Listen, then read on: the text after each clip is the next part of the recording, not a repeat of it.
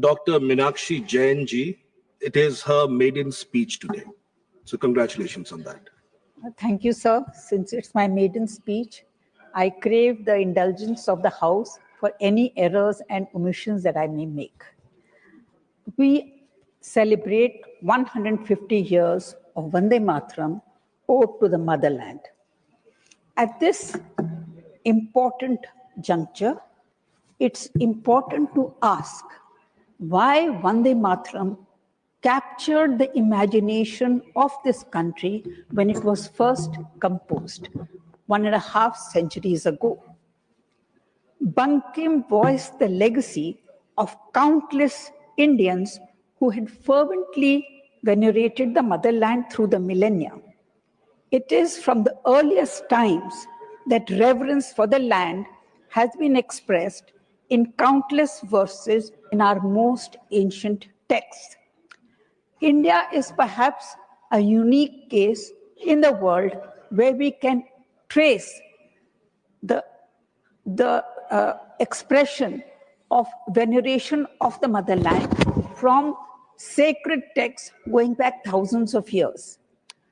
The Nadisukta of the Rigvedic, that is so many centuries before Common Era, it is the earliest expression of veneration for the land. It says that we venerate the rivers to which we owe so much. The Nadisukta refers to the rivers in the Punjab region and North India.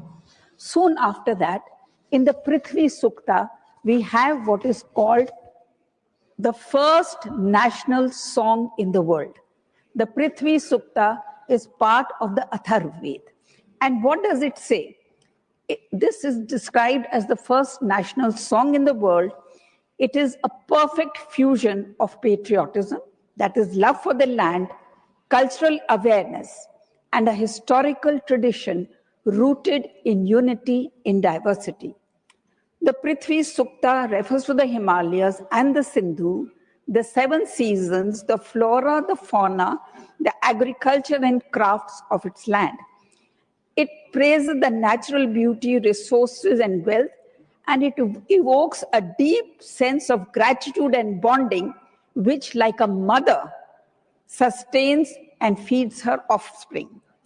Enunciating the philosophy of Indian nationalism, the Prithvi Sukta took notice of the diversity of the inhabitants of this land, their varying dialect and behavioral norms, all of whom the mother nurtured without distinction. Its opening verses recount the values that sustain this land: truth, cosmic law, initiation, penance, Vedas, and the sacrifice.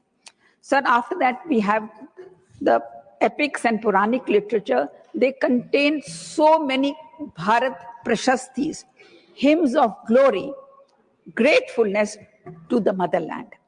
The Virat Day of India, in all its majesty and magnificence, meditated upon the purificatory mantra, O Ganga, Yamuna, Godavari, Saraswati, Narmada, Sindhu, Kaveri, come ye and enter this water of my offering. The Vishnu Purana has been described Bharatvarsh as the chosen land. It is only after many births and the aggregation of much merit that people, living beings, are sometimes born in Bharat as men. And the subsequent literature attests that for its inhabitants, India remained the land of par excellence. The Bhagavata Purana, which was composed in the Tamil region, articulated this sentiment. Oh, glorious deeds were those which won the favor of Hari himself. By his favor, they obtained birth among the people of Bharat. I can go on. But in modern times, the ancient spirit of nationalism was proudly articulated in Bengal. Eminent Indians of the 19th century, like Rajnarayan Basu, Navgopal Mitra, Surendranath Banerjee, all stressed the antiquity of nationalism in India. In the early 20th century, Swami Vivekananda, Arvindo Ghosh, among a host of others, reiterated the ancient spiritual and cultural moorings of the Indian absurd.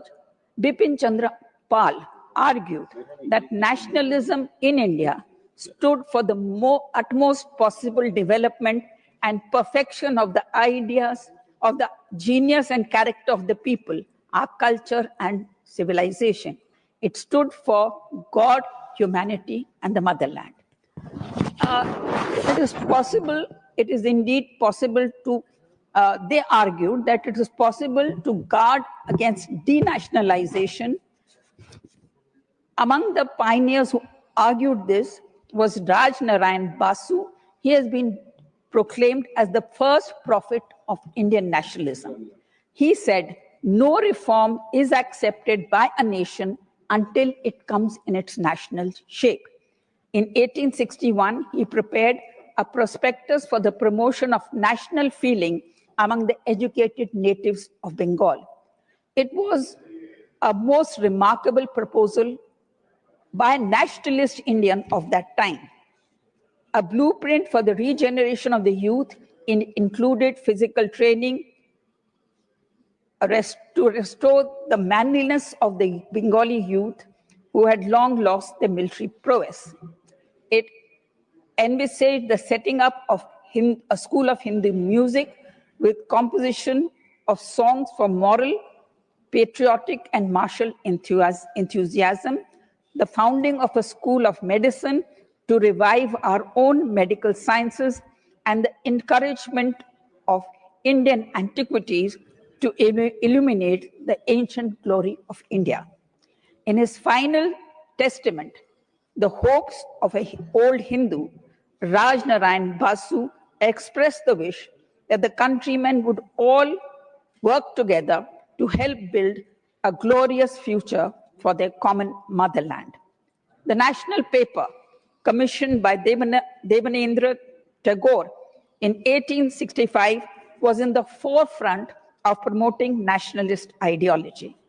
Dwijendra Nath Tagore, elder brother of Ravindranath, wrote a series of articles in the newspapers in the early years. He held that modernizers had to first identify with their culture and then work from within to revitalize it. Rejecting the Western model of nation building, he argued, each nation holds a distinct nationality, and for so holding it, it is more entitled to the appellation of a civilized nation. Our countrymen rush madly to the degeneration of their own culture, acting under the impulse of imitating Western civilization, instead of making national institutions as the basis of all progress. Bankim Chandra Chattopadhyay occupies a pivotal position in the history of Indian literature and nationalist thought. He demonstrated an affinity with the ancient culture of this land. In his work, Sita Ram, the actor asks, who polished the stones with such delicacy? Then I recollect the Upanishads, Gita, Ramayana, Mahabharata, Shakuntala, Panini. What to say of these figures? I thought, blessed am I to be born a Hindu. Patriotism for the land was the running theme of Bankim's work. Embodied in the mother goddess, it was for him the highest religion. In his work Anandamath, Bhavanand explained to Mahendra, we think of the land of birth to be no other than our mother herself. We have no mother, no father, no brother, no wife, no child, no hearth or home. We've only got the mother. Sri Aurobindo wrote a book on Bankim Chandra Chattopadhyay. It was called Rishi Bankim Chandra. He described Honorable Bankim's member. religion of patriotism. Honorable member. He said, Understand. Bankim gave us the vision of our mother.